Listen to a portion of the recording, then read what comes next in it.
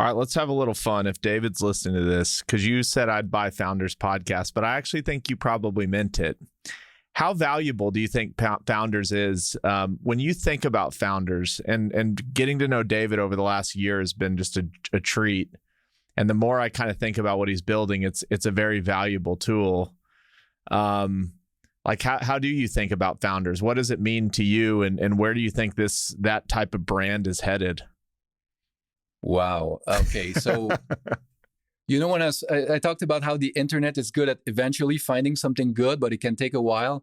I have a bad sense of time, so I don't have exact dates, but I discovered Founders, I don't know, 4 or 5 years ago. I'm not sure. Right. And I was like, this is amazing. And I kept, posting on my Twitter about it. I wrote about it in the newsletter, and I got these blank stares, right? Never heard of it. Oh, maybe I'll check it out. And it's like, nobody knows it. And recently it's truly exploded. And I'm super, super happy to see that. And I think it's going to change so many lives for the better, because this is exactly the kind of content that everybody wishes they could spend all week reading biographies like David, and then, but most people don't, right? And this is the next best thing. And it's even better than just the next best thing. It's actually a different animal, because by the time it would take me to read one of the books that David has read like 5, right? And so if I get the kind of big ideas of 5 different books, it's kind of like the 80-20 rule, right? I may actually be getting more than if I'd read just one of the books.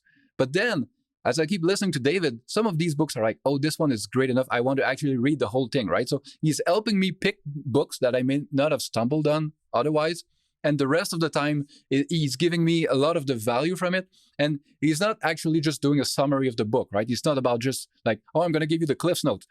He's filtering it through his own experience, his own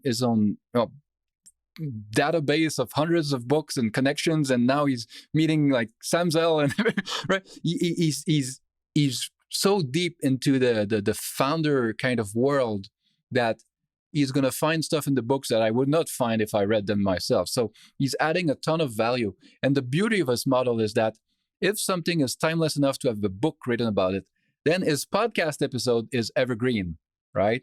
So the archive is growing and growing and growing. And so the total value of the archive is just going up linearly, or maybe more, maybe exponentially, because of all the connections, the 400-hour conversation that he's having, right? So as he's saying something in episode 200, well, maybe it makes episode 100 more valuable, because when you listen to it with the context of what he said later, you get more out of it.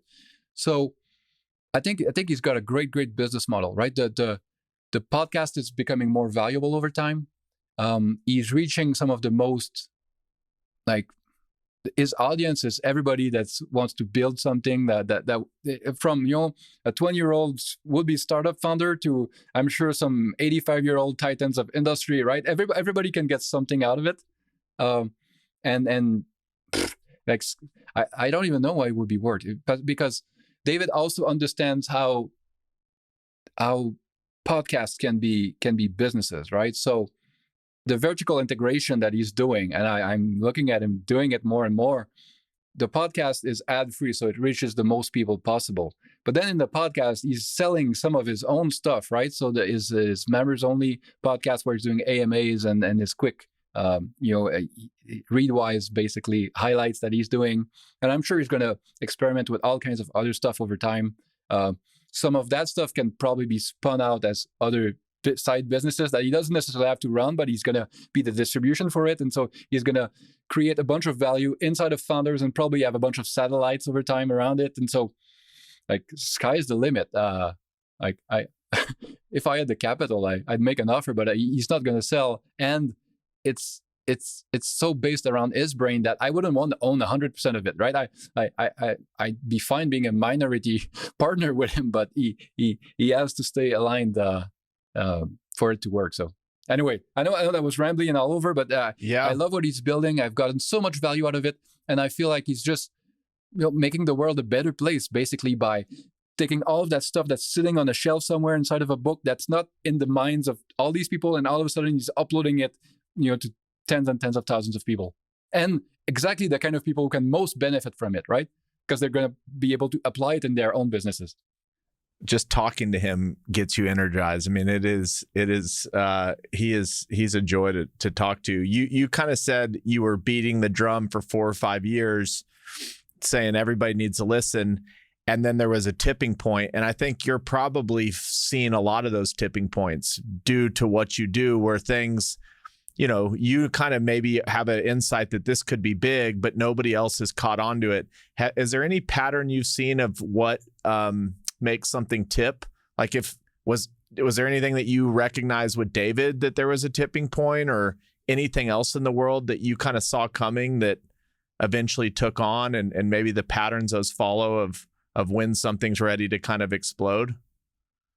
The first thing that comes to mind is, at some point, if you put stuff out there long enough, you get a kind of a core group of evangelists around you, right? And these people do a lot of the work of getting you to the next level.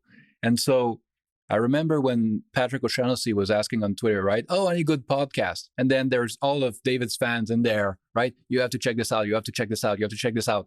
And there's a lot of choice out there, right? There's hundreds of thousands of creators on YouTube, podcast, newsletters. It's very, very hard to cut through that.